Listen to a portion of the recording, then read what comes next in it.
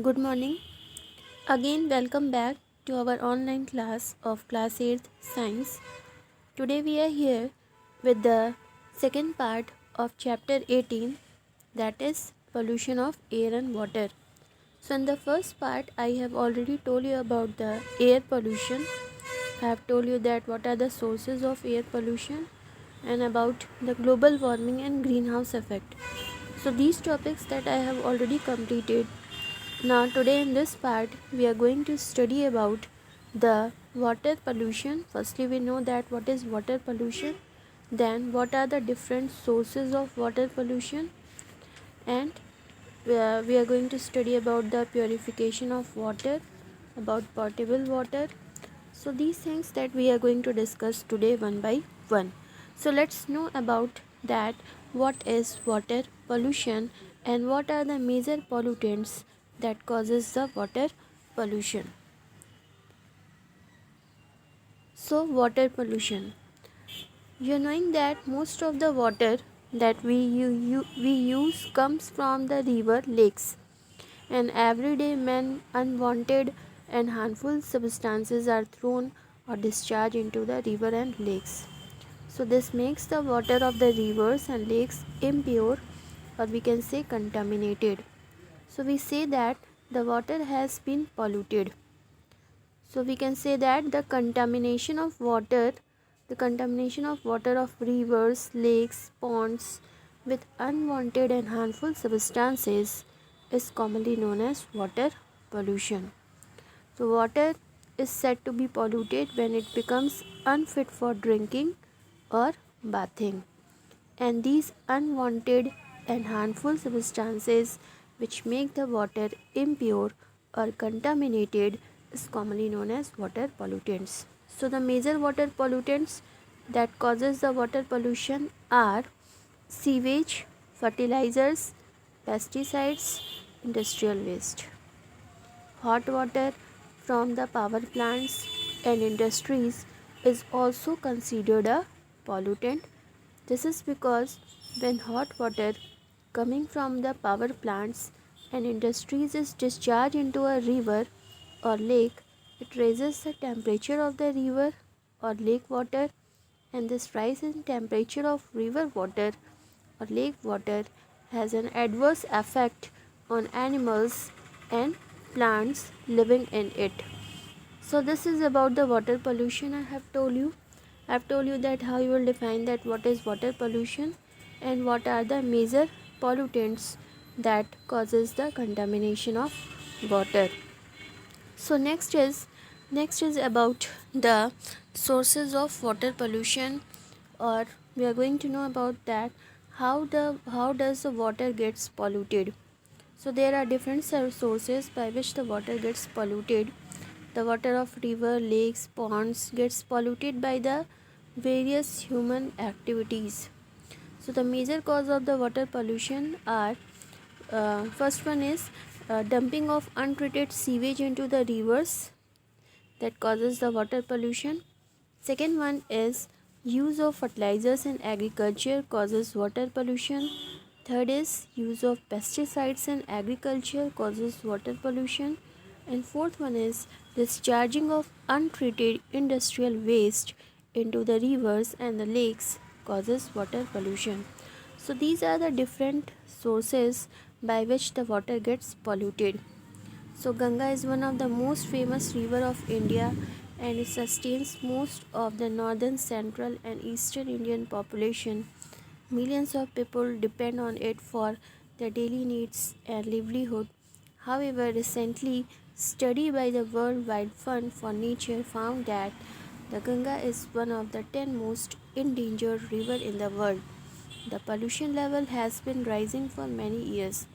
We have reached this stage because the towns and cities through which the river flows through the large quantities of garbage, untreated sewage, dead bodies, and many other harmful things directly into the river. In fact, the pollution levels are so high that the aquatic life cannot survive. This Ganga story tell us how does the water gets polluted. This story tells you that how the water gets polluted.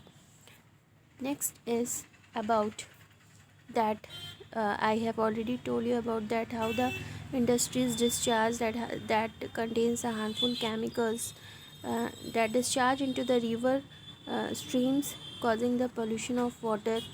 All refineries, paper factories, sugar mills, chemical factories, these industries that cause the contamination of water.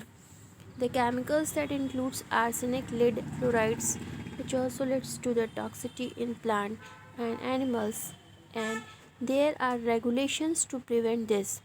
Industries are supposed to treat the waste produced before discharging into the water, but quite often the rules are not followed. The soil is also gets affected by impure water and causing the changes in acidity and growth of the worms. So these are the different effect of the water pollution. Now here there is one slide. Do you know? Do you know that how the hot water can also be pollutant? Hot water is also a kind of pollutant. This is because it usually the water from the power plant and industries, means this hot water is mainly released from the power plants and industries, and it is released into the water bodies like rivers, that causes the raise in temperature of the water body and adversely affecting the animals and plants living in it. So this is also a kind of pollutant. Now we are going to know about that what is potable water. Potable water means the water that is suitable for drinking is commonly known as potable water. So you have seen that how the physical as well as the chemical process in the sewage treatment plants helps to clean the water before discharging into the water bodies. Similarly, the municipal bodies treat the water before supply it into the households. About 25% of the world population is without safe drinking water, and this time about 25% of the population is without safe drinking water. So it is very important to save the water, and it's our responsibility that we don't pollute the water. Now, how the water gets purified? So there are different methods that are used for the purification of the water. Some of the methods are given to you here in this slide. There are several ways that is given, in which the first one is that you have already seen that how the water gets filtered. You have seen this, and this is a physical method of removing the impurities from the water. This is the popular household method. There is another method also, that is a popular household filter is a candle type filter. This is also used for the purification of the water.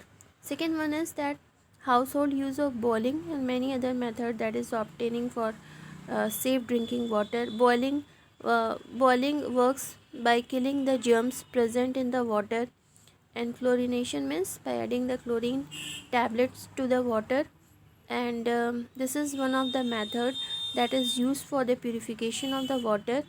And this chlorination is mainly done by adding the chlorine tablets, or we can say the bleaching powder, that kills the germs that is present in water and makes the water pure.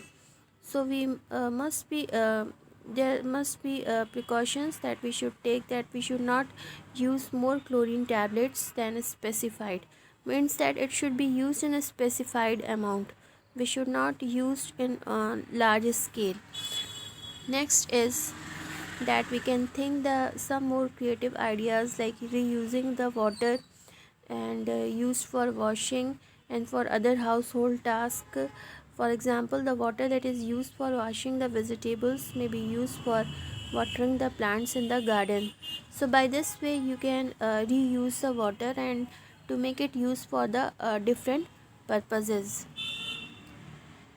Pollution is no longer a distant phenomena, and it affects the quality of daily lives.